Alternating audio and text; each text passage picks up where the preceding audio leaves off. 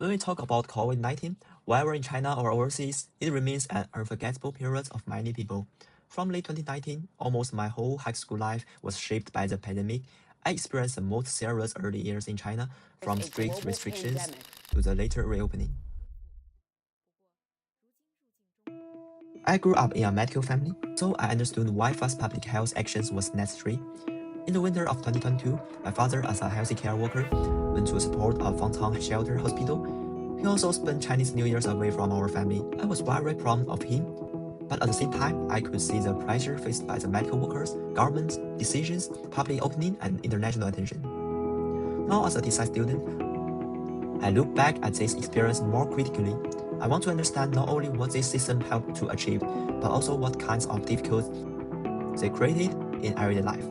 In 2022, I moved from China to Singapore for my studies and experienced another stage of the pandemic. During international travel and daily life, digital health systems became something I could hardly avoid.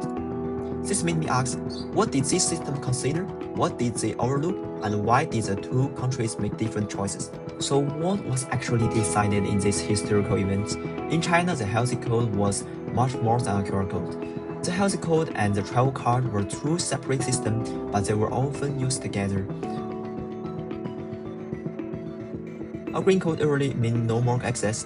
A yellow or white code could lead to testing, waiting, or restrictions on movement. Local rules also varied between two different regions. The data color coding, scanning process, risk rules, and access restrictions were all part of the design. Government and health authorities set the rules, technology companies built the digital platform, local workers checked the codes. Citizens were not only users, they were also data participants. So this system did not simply display information, it also organized people, spaces, and behavior. The clearest example was everyday life. People used healthy codes at schools, shopping malls, hospitals, stations, and residential areas. For me, this quickly became normal. Open my phone, show the code, and continue my day. But looking back now, it's realized that a small color on a phone screen was connected to real access in the physical world. It could affect whether someone could enter a place, continue a journey, or carry on normal daily activities. The healthy code became part of everyday life behavior. But most users could not see the final results. We could not always see clearly how the decision was made. As restrictions continued and scanning became more frequent, public debate and grew around reopening, economic pressure, and personal freedom. In my view, the system values safety, speed, and technology, and collective responsibility. As a family member of a healthcare worker, I understood why fast actions mattered.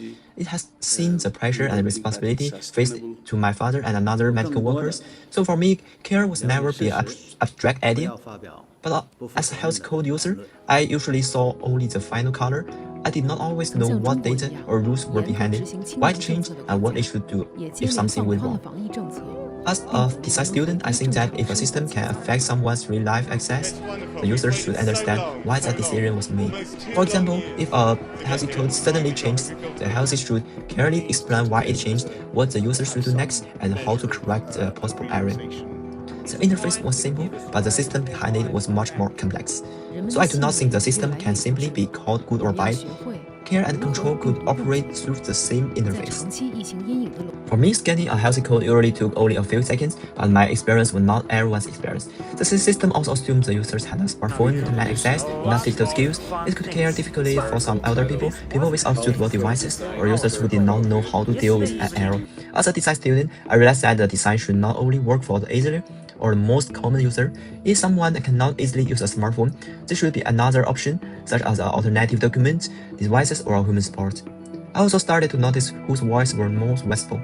Official reports often focus on safety, efficiency, and social order, but long periods of restrictions also created financial and daily life pressure for some individuals and businesses, and dissatisfactions and resistance become more visible. Some foreign residents and overseas commentators also criticized these measures through ideas of personal freedom and privacy. This may reveal a blind spot in system design with a particular political and cultural context. Different cultures may understand safety, freedom, and collective responsibility in different ways.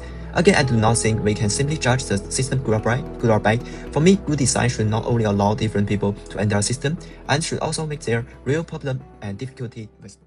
New cases. 65 new cases. 287 new cases. We will therefore impose significantly stricter measures. This is like a circuit breaker. After moving to Singapore in 2022, I experienced another digital public health system, TraceTogether, and mainly focused on contact tracing. Focus tokens also give some older users another option besides a mobile app. For me, this was simple but important design example. A system does not always need everyone to participate through exactly and same interface. As the situation changed, Singapore gradually adjusted its measures to later in the use of TraceTogether. This does not mean that one system was simply better than the other. It showed me the public health system can make different design choices about access, inclusion, tracking, and how an emergency system changes eventually ends. My different identities also changed in the way I understand design. As a family member, I understand the need of urgency and collective responsibility. As a user, I experience both convenience and restrictions. And now, as a designer, I think people should not simply receive a result from system. They should also be able to understand the decision, respond to it, and correct it when something goes wrong. In the past, I often thought that efficiency design was successful design. But now I understand that system can feel smooth and excellent for me. It was create stress or exclusion for someone else. Efficiency is not only part of responsible design. Responsible design should also be clear, inclusive, transparent, and possible to correct. We need to update our mindsets. We should respect COVID-19, but we must not be paralyzed by fear. Looking back, these systems were not only part of the pandemic, they also changed the way I understand design. For me, good design should not only solve problems, it should also respect the people who live inside the system. And that's why I see this project as a reflection on both care and control. Thank you.